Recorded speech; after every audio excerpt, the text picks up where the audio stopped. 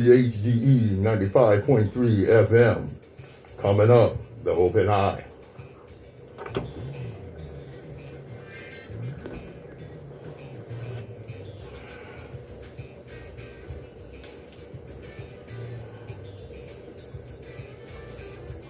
All right. On Facebook Live. Ready to come up with the Open Eye, y'all. Sucky.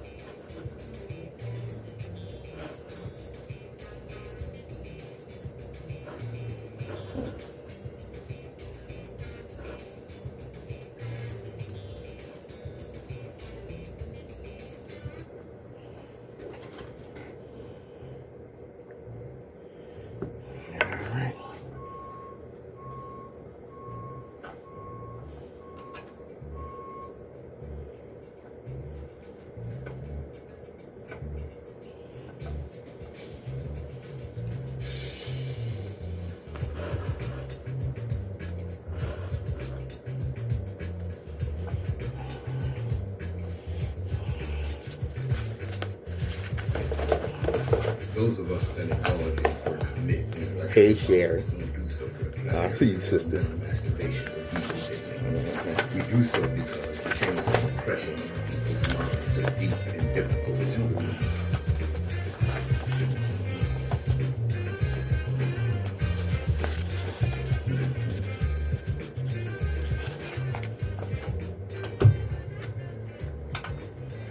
Good morning, my children of the sun. Welcome to the Open Eye on WHGE 95.3 FM, the education advocacy station. Yes, indeed. I'm your third eye optometrist, Patrice Gibbs, right here. Give you something about what I know. I'm going to talk about that in a minute. But first, you know what? Do like I did last week, get this disclaimer out the way. Here we go. All right. The views and opinions expressed on the Open Eye are those of the hosts, guests, and contributors, and do not reflect the policy or position of WHGE 95.3 FM, nor our sponsor, the Delaware Center for Homeless Vets. Any content provided by Open Eye's hosts, guests, or contributors are theirs and are not intended to malign any religion, ethnic group, company, or individual. WHGE 95.3 FM. Let's see. Last week on the show, I ended by giving you 5 of the 10 disturbing statistics that illustrate the impact of systemic racism. Which, of course, white conservatives, whites in general, wow, that's a big statement. Whites in general, yeah. Whites in general don't believe that systemic racism exists. All right, like I said, I gave you 5 last week. I'm going to review those and give you the last 5. Number 1. 73.7% of white people are homeowners. 73.7%. Compared to only 44% of black people. I'm going to tell you something about that 73%. They're generational homeowners. Most of them, probably because of inheritance from their parents, who were put on track by the U.S. government after World War II, especially veterans, especially GIs. The GI Bill, which excluded black people, put white people on a path to generational wealth while excluding us. Same people, as Dr. King said, telling you to pull yourself up by your bootstraps. The hell out of here. What's up, Juan? I see you, brother. 2.5 times more black people per million are fatally shot by police than white people. That's the fact. These statistics that I'm giving you is not something I made up. These statistics are put out by the U.S. government. Number 3, less than half of indigenous high school students have access to math and science courses. Less than half. You're talking about Native Americans, okay? Black students accounted for 18% of pre-kindergarten enrollment. 18%. But made up 48% of preschoolers with multiple out-of-school suspensions. Damn. When the hell did that start? I don't think I got suspended from school until I was like in the 3rd or 4th grade. Preschoolers. 48% of out-of-school suspensions. Damn. Black women is number 5, the one I left off with. Black women die 3 times more often than white women while giving childbirth. Okay, that dates back to slavery. Why? Because black people are deemed to have a higher threshold for pain. Plus, doctors don't trust black women to express the level of pain that they're feeling. In other words, they don't have the wherewithal, the intellect, to even express that they're in pain, according to most white doctors. The poverty rates for black people, it's number 6, are about 2.5 times higher than those of white people. Even though we're only, what are we, 13% of the population, we're no longer even the largest minority. We're the second largest minority behind Hispanics. Okay? Higher poverty rates. This is not by accident. This is planned and enforced. See, in a capitalistic society, someone has to be exploited. There has to be a marginalized group. Well, since the founding of this nation, that marginalized group is black people. If you combine the median net worth of both Latino and black families, it is still only 1/4 of white families. Once again, this is something that has been imposed. What's up, brother Les? I see you, brother. This is something that has been imposed. Black male offenders get 19.1% longer sentences for the same crimes as white men. Say that again. Number 8. Black male offenders get 19.1% longer sentences for the same crimes as white men. Systemic racism in the justice system. It's been going on since there was a justice system. Since we left the plantation, especially in the South, it was deemed necessary for black men to go to jail and get sentenced for the most minor stuff. I saw a story about a young black man whose case was actually sabotaged by his public defender.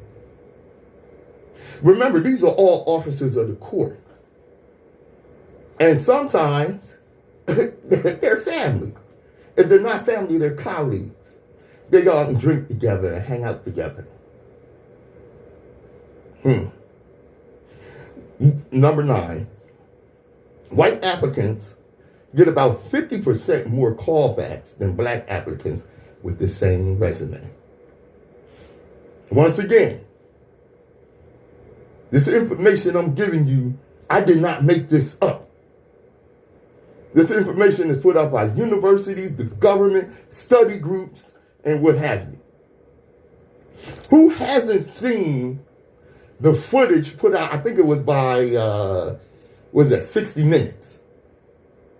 The report 60 Minutes did. When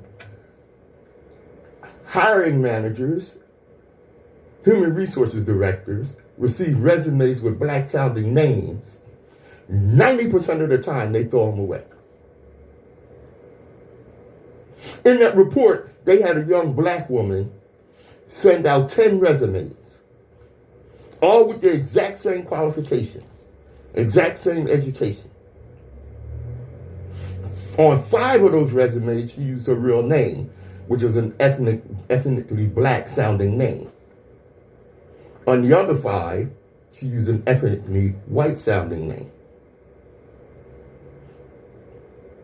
She did not get one call back on the resumes with the black ethnic sounding name. On the other 5 resumes where, she used a white Caucasian sounding name, she got called back every time. Okay. Number 10 actually relates to number 5. And I actually already expressed this, but physicians recommend less pain medication for black patients than white patients with the same injury, because we don't experience pain, according to them, on the same level as white people.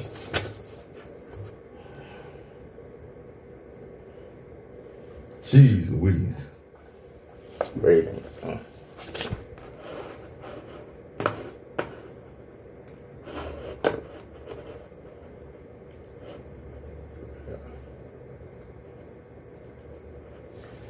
WHGE 95.3 FM, the open eye. All right. All right.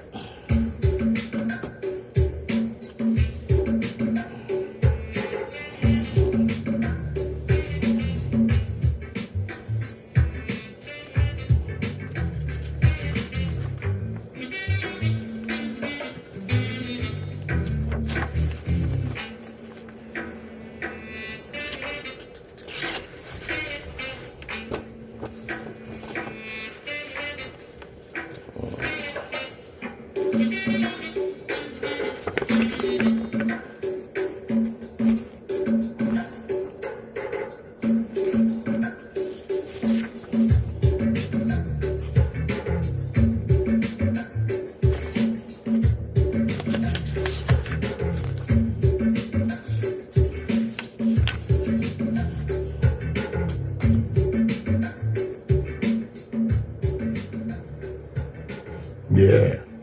Porch Lights by Patrice Gibbs. WHGE 95.3 FM.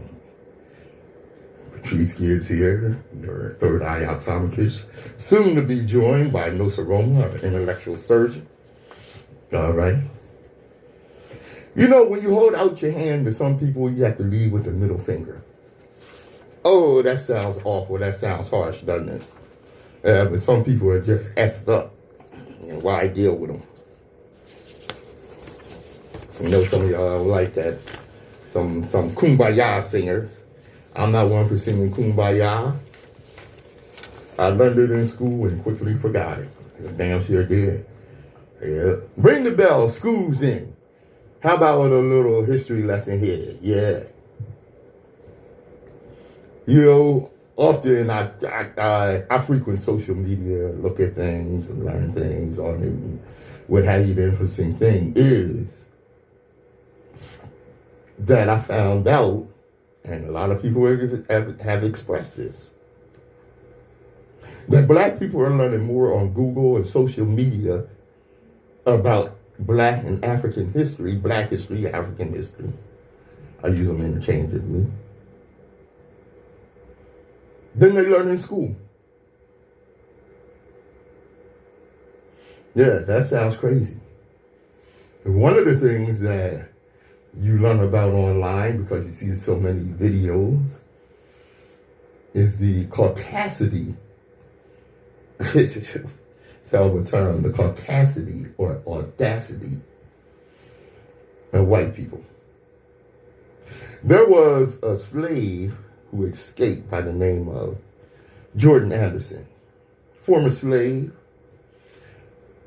He responded to a request from his former master to return to work for him. And this was after the Civil War. He had escaped, and his former master actually asked him to come back and work for him. Well, he wrote a letter to him. I'm going to share that with you now. It was in response to the letter that he got from his former master. He was in Dayton, Ohio. His letter was dated August 7th, 1865. To my old master, Colonel P.H. Anderson, in Big Spring, Tennessee. Sir, I got your letter and was glad to find that you had not forgotten old Jordan, and that you wanted me to come back and live with you again, promising to do better for me than anybody else can.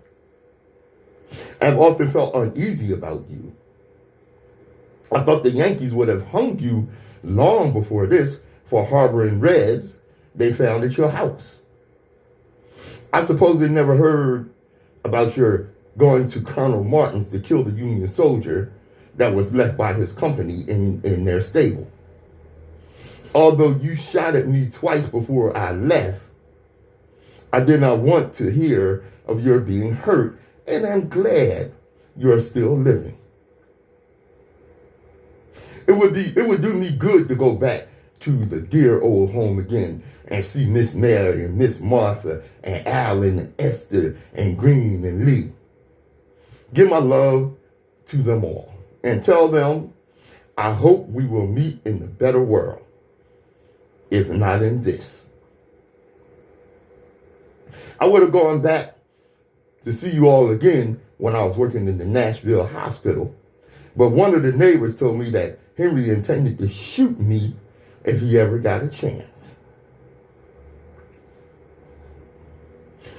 I want to know particularly what the good chance is you propose to give me. I'm doing tolerably well here. I get $25 a month with victuals and clothing, have a comfortable home for Mandy. The folks here call her Mrs. Anderson. And the children, Millie, Jane, and Grundy, go to school and are learning well. The teacher says Grundy has a head for a preacher. They go to Sunday school, and Mandy and me attend church regularly. We are kindly treated. Sometimes we overhear others saying, them colored people were slaves down in Tennessee. The children feel hurt when they hear such remarks, but I tell them it was no disgrace in Tennessee to belong to Colonel Anderson. Many darkies would have been proud, as I used to be, to call you master. Now, if you will write and say what wages you will give me, I will be better able to decide whether it would be to my advantage to move back again. As to my freedom, which you say I can have, there is nothing to be gained on that score, as I got my free papers in 1864 from the Provost Marshal General of the Department of Nashville. Mandy says she would be afraid to go back without some proof that you were disposed to treat us justly and kindly. And we have concluded to test your sincerity by asking you to send us our wages for the time we have served you. This will make us forget and forgive old scores and rely on your justice and friendship in the future. I served you faithfully for 32 years and Mandy 20 years. At $25 a month for me and $2 a week for Mandy, our earnings would amount to $11,680. Add to this the interest for the time our wages have been kept back and deduct what you pay for clothing and 3 doctor's visits for me. Oh, and pulling a tooth for Mandy. And the balance will show what we are in justice entitled to. Please send the money by Adams Express in care of D. Winters Esquire, Dayton, Ohio. If you fail to pay us for faithful labor in the past, we can have little faith in your promises in the future. We trust the good Maker has opened your eyes to the wrongs which you and your fathers have done to me and my fathers, and making us toil for you for generations without recompense or recompense. Here I draw my wages every Saturday night, but in Tennessee, there was never any payday for Negroes any more than for horses and cows. Surely there will be a day of reckoning for those who defraud the laborer of his hire. In answering this letter, please state if there would be any safety for my Millie and Jane, who are now grown up and both good-looking girls. You know how it was with poor Matilda and Catherine. I would rather stay here and starve and die, if it comes to that, than have my girls brought to shame by the violence and wickedness of their young masters. You will also please state if there have been any schools open for the colored children in your neighborhood. The great desire of my life now is to give my children an education and have them form virtuous habits. From your old servant, Jordan Anderson. P.S. Say hi to George Carter and thank him for taking the pistol from you when you were shooting at me. Jordan Anderson. Jeez Louise. Shot at him and everything, but he got to call Cassidy to ask him to come back. When you hold out your hand to some people, you have to lead with the middle finger. Yeah, man. Patrice Gibbs, WHGE 95.3 FM. The Open Eye.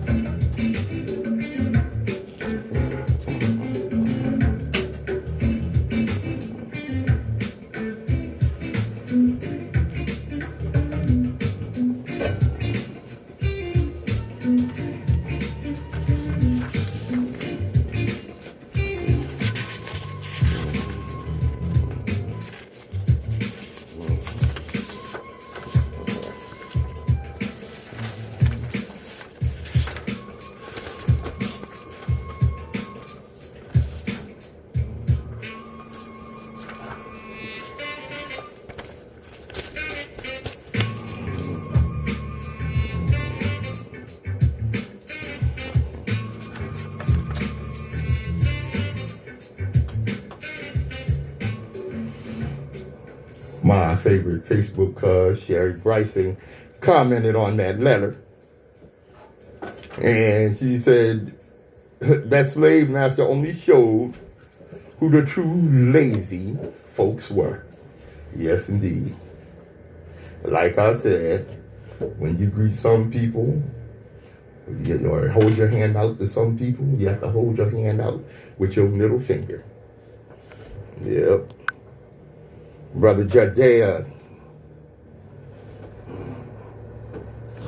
Yes, sir. Brother Knuckles, what's up? Yeah, we getting started here, getting set up. Nsoromma in the house, getting me set up over here. Getting phone cameras in place. All right.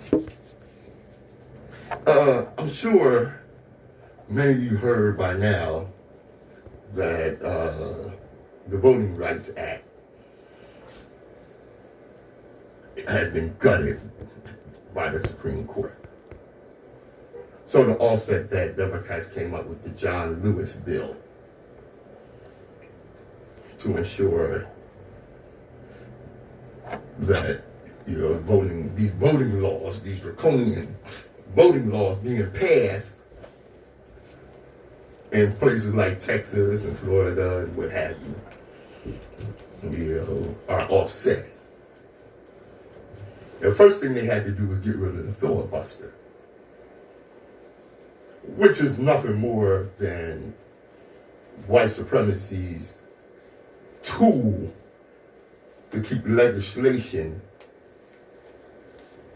that would benefit Black Americans, blacks in America, African Americans, from even being voted on. Okay? So when this happened, it was it yesterday, day before yesterday, Mitch McConnell was asked about the John Lewis voting bill and the fact that it didn't pass and the filibuster is still in place.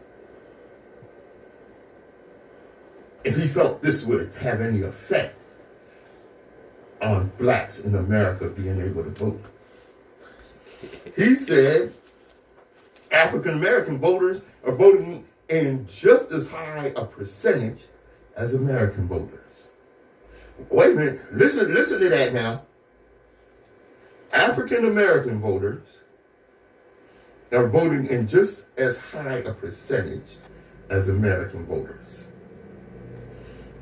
Africans in America. Because obviously, Mitch McConnell doesn't consider black people Americans. Toni Morrison said, in this country, American means white. Everybody else has to hyphenate.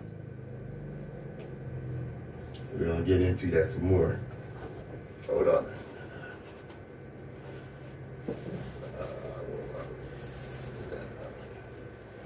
WHGE 95.3 FM. All right, you straight there, bro? Yeah, I got. What's up? All right. Yo, Celeste, Sherry, yo, Jordy, yo, what's up? Cedric, hey, yo, I don't know what's up with my joint. My joint ain't come bringing in my people. It ain't?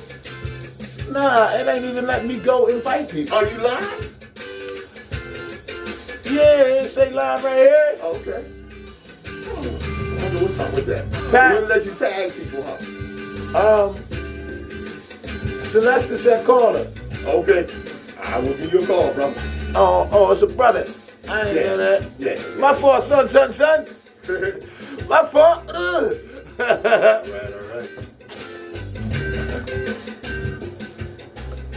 WHGE 95.3 FM. Dove and I, Patrice Gibbs.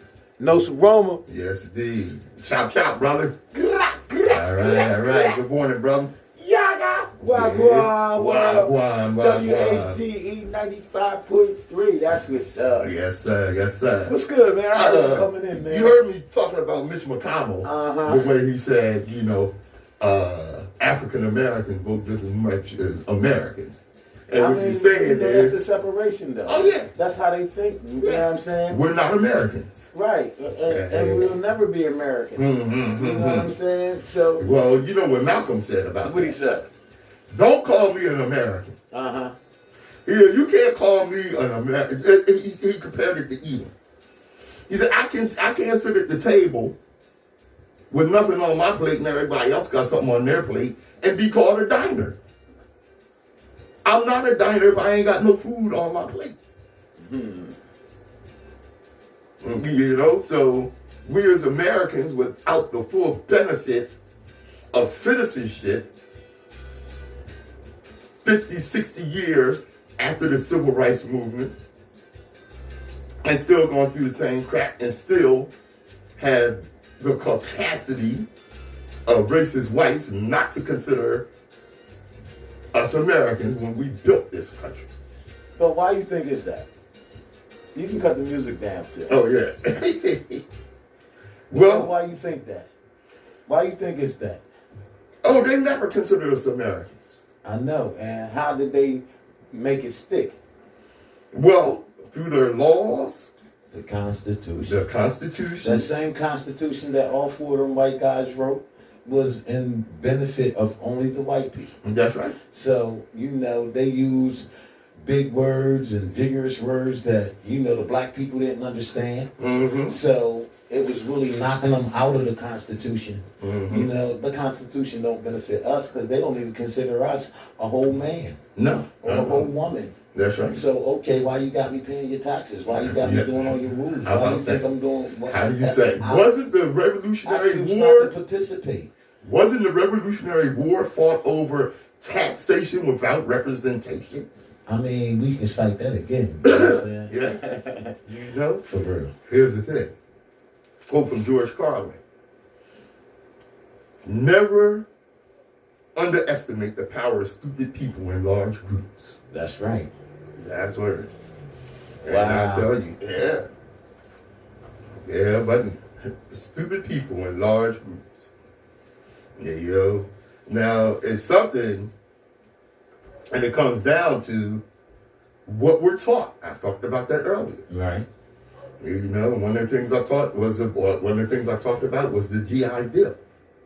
Now, teaching students that World War II vets were given GI Bill benefits to help them afford housing and education. That's teaching history. Teaching them that black vets were deliberately excluded is teaching history through the lens of something that scares the hell out of white people nowadays, and even though most of them don't know what it is, teaching them through the lens of critical race theory. If you have a problem with that, ask yourself why. Now, black Republican Tim Scott, I think he's from South Carolina, Okay. defended Mitch McConnell's racist statement. Okay, and when he defended it, what's his name? Cory Booker from, where is he from? New Jersey. He came down on it. And, you know, he said, you know, you're obviously a surrogate for white supremacy, blah, blah, blah, and this, that, and the other. But one thing I noticed from Cory Booker, What? he refused to use the word black. So what word did he use? I didn't see. Oh, people of color. You know, I had a friend of mine that I was going to actually work with in radio tell me that when we're on the radio, you can't say black. You have to say people of color because black is too strong. You damn right. That's black. what they tell you to put on the application. Oh yeah. That's what they tell you. That's what they call you. But black is too How strong. that's yo, they funny, man. Yeah. Yo, really, Exactly. they funny, man. It's See, you know what? What it is, we must be powerful, divine beings, because the government has spent billions of dollars, executing our leaders and destabilizing our communities. Okay? Oh, that sounds crazy, huh? no. oh, that's conspiracy theory. They didn't execute in this. Oh, yes, they did. Would you forget in the 60s and the 70s? Okay, we either buried our leaders, they either buried our leaders or put them in jail or ran them out the country. And them doing that put so much fear in other black people that want to help their community that they don't, because they scared that their family will get killed or they get killed and stuff like that. So they put this fear in you that we don't want none of y'all to rise up or be that voice for your community to make it a better place. That's you know right. what I'm saying? So what is the key factor in solving that problem? Do we at one time raise up 200 of them, 200 leaders at the same time, and everybody just pump it? What's the solution? What's the remedy? Remedies and solutions to this oppression that's in position? You know what I'm saying? Well, part of it is what we do. Right. I mean, and that's educating our people. Right. Being aware of your oppression is the first thing you have to do. Right. Oh, yes. You know, yes, indeed. For us to move and don't know that we're oppressed, that's what make it worse. So we have like I said, the government spent billions of dollars on miseducating our youth and invalidating our struggle, misrepresenting our image, appropriating our culture. We're going to talk about that in a minute. Okay. Gatekeep avenues for self-sufficiency. Now, what's that mean? Gatekeep avenues for self-sufficiency. Right. So, break it down. Okay. let me explain what that means. There's a saying that I've given you several times. What's that? And that's the warning from the old folks about black economic success. A white man don't hate. Right. What? The nothing more than a black man with a nickel. That's right. Nothing a white man hates more. Nothing a white man with a penny hates more than a black man with a nickel. But what they don't understand is we share our nickel. Yeah. That's the whole thing about our people. If we got that nickel and you only got a penny, we're gonna help you. We don't have that in our blood, that DNA trademark the hate and just be greedy. It's just not in us. I don't understand that. Yeah. You know what I'm saying? And for you to think that we are even them type of people, you got people in other countries. America has made it so bad for us as black people over here that when you go out to other countries and stuff like that, they look at you like, yo, did you see the black dude getting off the bus in China when they...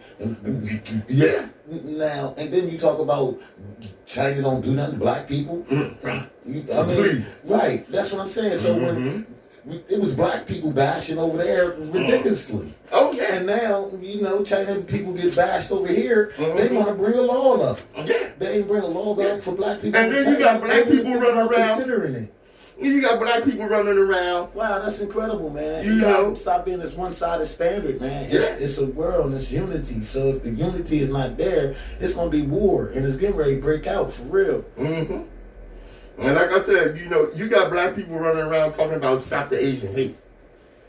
Stop the Asian hate on us. Right. And that's ignorant, for real. That's what it is. And you want us to believe that we're the bad guy. Beat it. Yep. And see, like Dr. Clark said, we have no friends. You're looking for a friend, look in the mirror. That's right. If that face in the mirror ain't friendly to you, you have no friends. That's right. See, and like you said, you see the black man getting off the bus abused by the Asians. And what do? You don't hear nothing about that. They ain't blowing that up. They don't care about that. That's what I'm saying. They put more media coverage to certain stuff that they want to brainwash the people about. You know what I'm saying? And that's messy. And you know what? What? Here's what we do. Now, have you ever heard of black scent? Say it again. Black scent. Black scent? Yeah. No. Okay. Black scent is something that non-blacks do to sound black. So they black, No. or they white, but they try to sound black. Right. Okay. Okay.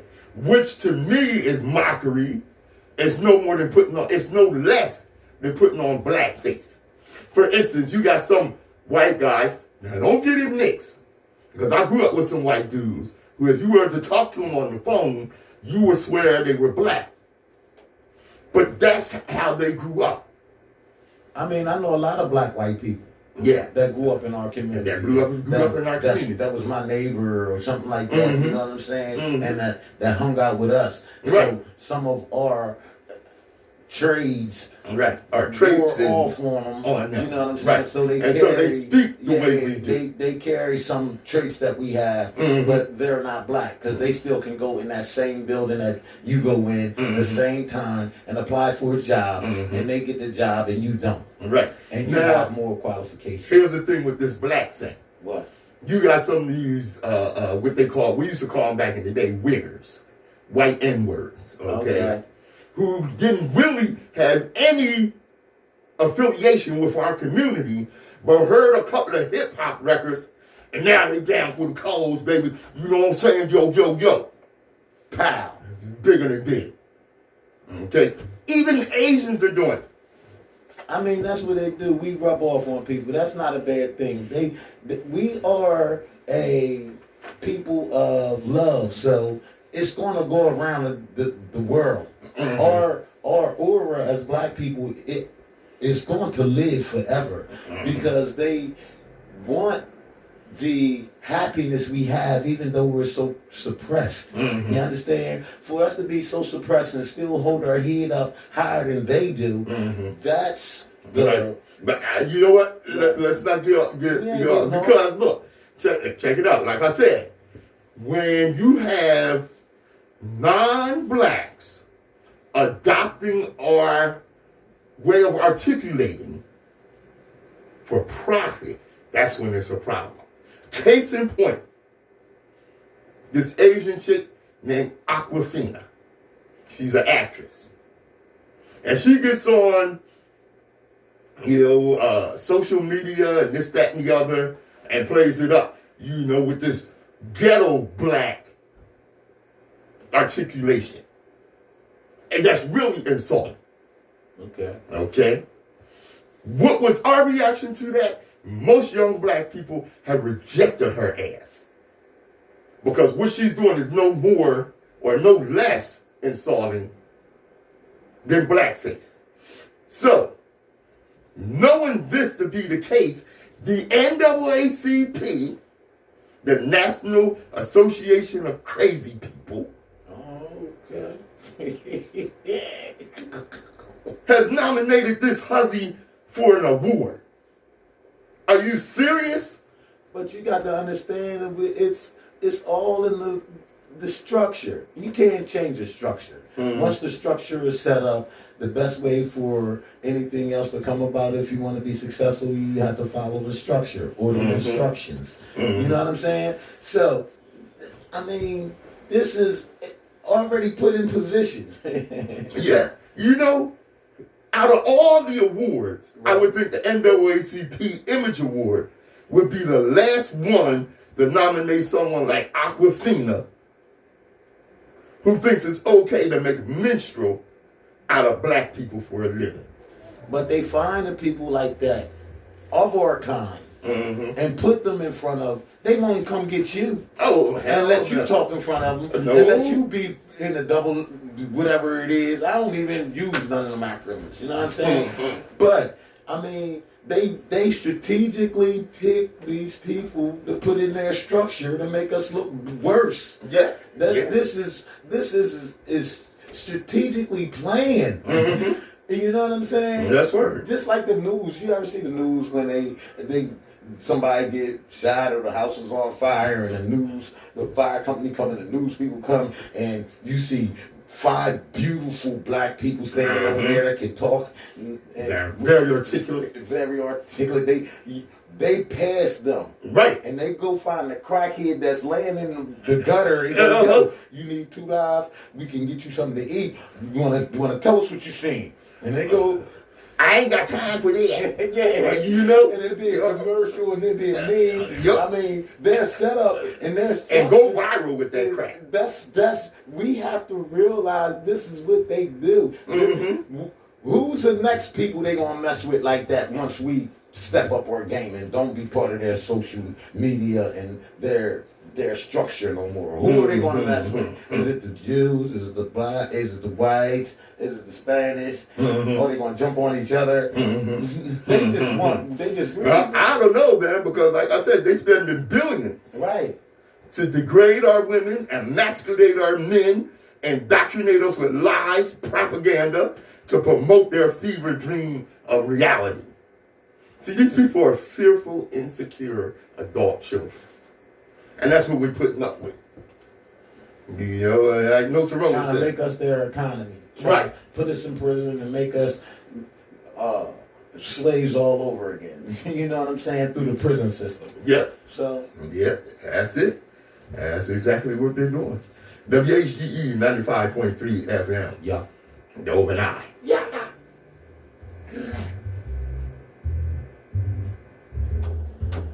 Oh, that's Pat, man. Hey, yo, yeah. Hey, that's Pat, man. Yo. Yes, indeed. Oh, hey. Oh. Cedric said Booker was being a politically correct. Booker, he said Booker was being Politically correct, yeah. He snapped, man. You know, we're going to deal with Booker's politically correct ass. I mean, You know? and that's crazy. The forefront of our warriors, the generals and the captains of our Struggle. of our brigade, our community, if they the ones that's representing you and then do a 360 spin and stab you in the back and then do a spin back and act like nothing happened, what do we do about them? I got to get rid of them. That's why I'm Mal. You, okay. I'm with that. I'm Mal too. Yes, indeed. WHGE 95.3 FM. This man. Yes, indeed. With Nsoromma and Patrice. Yup. Yeah, we here. That's where Nsoromma and I are just discussing. We always discuss stuff when the mic go When the off. mic go off, that's where Right. we were just discussing. What do you do with leaders that aren't true warriors? See, I believe in scorched earth. Don't get it mixed. When I tell you Mal, Nsoromma declared he's Mal too. I'm What up? definitely Mal. I heard that, bro. Explain what the Mal is. Though. Okay. Let them know. Put them on our level real quick. Okay. In a speech, now this could be allegory, it could be real, okay? But in a speech purportedly by Malcolm X, okay. This is a famous story. Malcolm X asked the people in the audience who was willing to die for their freedom. 200 people in the audience stood up proud, shouting they're ready to die for their freedom. Malcolm calmed the crowd down, told them remain standing. Now, who's willing to kill for their freedom? Of the 200 people that had stood up shouting, 150 of them sat down. Malcolm then turned to the 50 that remained standing, and he said, "You willing to kill for your freedom? Start with those people that sat down because they're not willing to do whatever is necessary for our liberation." That's the Mal philosophy. Scorched earth. And these was grown people. Grown people. Now, on the other hand, you have white people that say the same thing, and they all stay standing up and bring their kids. That's right. And teach their kids how to shoot and be a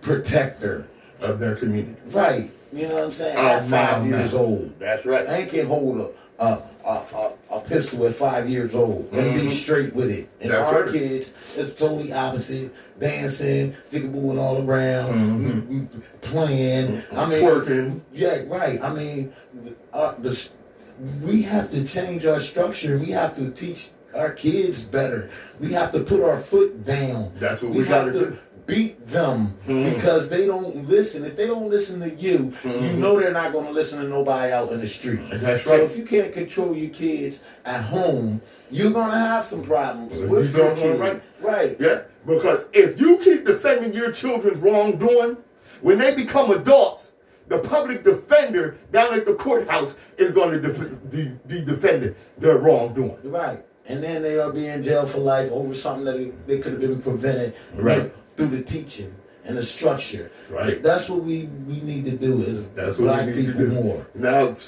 Brother Sylvester said that Cory Booker was being politically correct. Okay.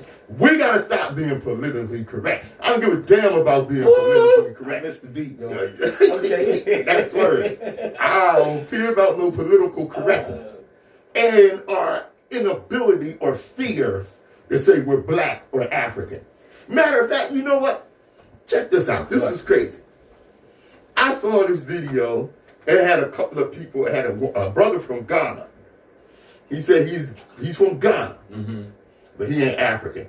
Brother, Ghana is on the African continent. What the hell are you? And another sister from Sierra Leone. That's just a misunderstanding of you were talking to an uneducated person. Right. You know, that's Right. how uneducated that we are. Some of us that we don't know who we are and what we are. Yeah.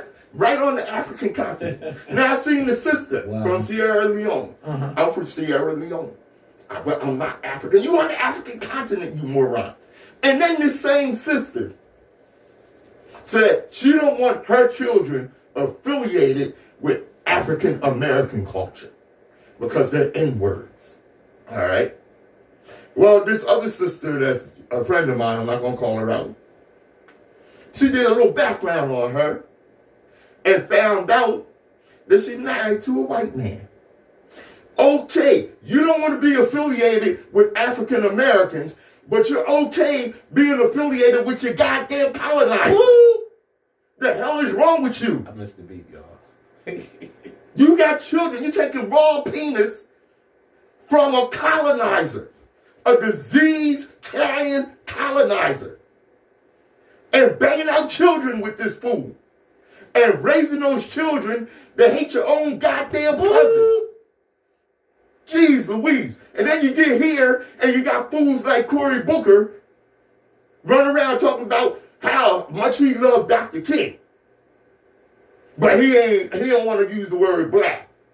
Brother, you need to study Dr. King because I'm going to tell you what Dr. King said about black. There's a quote from Dr. King. Oh, we don't just so you know, we don't just talk about Dr. King and Malcolm on their birthdays. We talk about them all the time. Right. Because the world and society says, okay, y'all can talk about black stuff in February. Yeah, the hell The with shortest that. money in the come on, man. I mean, you stop letting these people dictate your structure. That's We got to right. structure our own structure. Yep. Jeez Louise, man. Now look, I gotta get this Dr. Get it King out. Get quote it out. out. Get it out. Okay. Dr. King said in the speech, Uh-huh. I come here tonight and plead with you. Believe in yourself and believe that you're somebody. As I said to a group last night, nobody else can do this for us. Right. No document can do this for us. Right. That's right. No Lincolnian Emancipation Proclamation can do this for us. No Kennethsonian or Jacksonian Civil Rights Bill can do this for us. If the Negro is to be free, he must move down into the inner resources of his own soul and sign with a pen and ink of assertive manhood. You hear that, Booker? Assertive manhood, his own Emancipation Proclamation. Don't let nobody take your manhood. Be proud of our heritage. As someone said earlier tonight, we don't have anything to be ashamed of.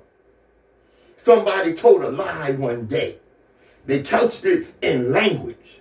They made everything black, ugly, and evil. Look in your dictionary and see the synonyms for the word black. It's always something degrading, low, and sinister. Look at the word white. It's always something pure, high, and clean. Well, I want to get the language right tonight. And I want to get the language so right that everybody here will cry out, yes, I'm black. I'm proud of it. I'm black and beautiful. Cory Booker, that was Dr. King, brother. And what killed me, white people ain't even white. You know? White is so white that it's white. Yeah. White is a social construct. Okay? Now, here's the crazy with some of these white people that claim to love Dr. King. What would Dr. King do now? What did he say about Black Lives Matter? What would about critical race? What would Dr. King do? We don't know. Because y'all murdered him. Yeah, cuss you out. Jeez Louise. You know, look, we coming around to the close of the show. There's something I wanna give y'all here. Okay, wow. Okay. Yeah. Man. Okay. What? 85% of white people that are killed in America each year are murdered by other white people. Yet we never hear the term white on white crime. Black on black crime is a propagandist term created specifically for black people to create feelings of fear, inadequacy, and untrustworthiness, a lack of unity, self-hatred, and resentment toward one another. It worked because black people don't perform critical analysis on things, all the while making BS statements such as, it ain't that deep, or it ain't that serious. It is that serious, and it is that deep. Okay. That's indeed. Say that again, Nsoromma. It is that serious, and it is that deep. Yes. Yes. Stop with the psychological coping mechanisms. We are at war of every minute of every day, but not with each other. This is a harsh reality that we must begin to deal with. Don't make me be at war with you because I'm malbound, please. I mean, the government would rather see our youth and our kids doing black on black crime. Mm-hmm. They actually put the guns in our community sometimes, and the drugs, and the illegal law enforcement, yes, to make things happen in our community. You know what I mean? Yeah. So, I mean, we have to push all of that negativity, mm-hmm, and slickness and sliminess out of and technology, out of our social structure. Yes, for indeed. us to even start to think about progression. Yes, indeed. You know what I mean? It's right. Serious, man. You know, when it comes, mm-hmm, to the revolution, remember what we told you. We now. And plus, Chuck D, which I never really understood until this moment, mm-hmm, the revolution will not be televised. Mm-hmm. And it's not being televised right now. Mm-hmm. If you know, the country is on the brink right now. Mm-hmm. And other countries, and they trying to give the needle or the jab or whatever, they standing up. Mm-hmm. It didn't make it. America's not showing none of this news. Oh no! No.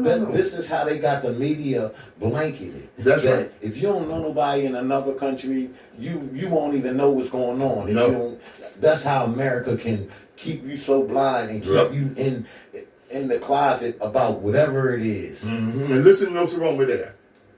That's crazy, man. Because he speaks to why we do what we do. We must control the narrative in our community. We must control the propaganda that reach our people. We must educate our own. It's the open eye. Destiny determines who enters your life, but you decide who stays. Therefore, value those who value you.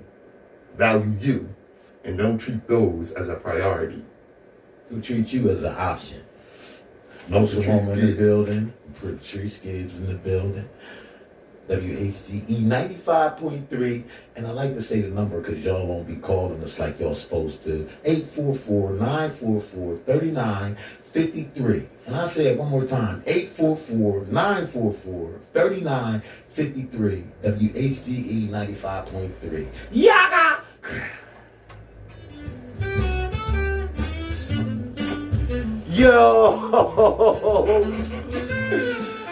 Yo, did you hear about Biden's statement about Martin and George Floyd? Nah, I ain't hear. Celeste. All right. They want us dead. Oh yeah, they been wanting us dead. Oh yeah. Or in prison. It's either or. They don't want us around them. They don't want to see black people. Listen. We gotta step our game up, man, as a people, man, for real. And come together. Now, ladies and gentlemen, the Yo. All right. What's up, everybody? Nsoromma in the building. I'd like to thank y'all for tuning in. You know what I'm saying? Bessie, Cedric, yo, Celeste, hey, yo, y'all be on here too. Sherry, Vaughn, hey, yo, Niece, what's good? Vaughn, hey, yo, Hey, what's up, boys? Celeste, Sherry, you said Bessie was on there? Thank y'all for tuning in, you know what I'm saying? That's word, Jackie. Y'all see y'all next Saturday, 11 to 12, Open Eye Radio, WHGE. Mr. Gibbs. Hey, see y'all on the next show. I hope you learned something.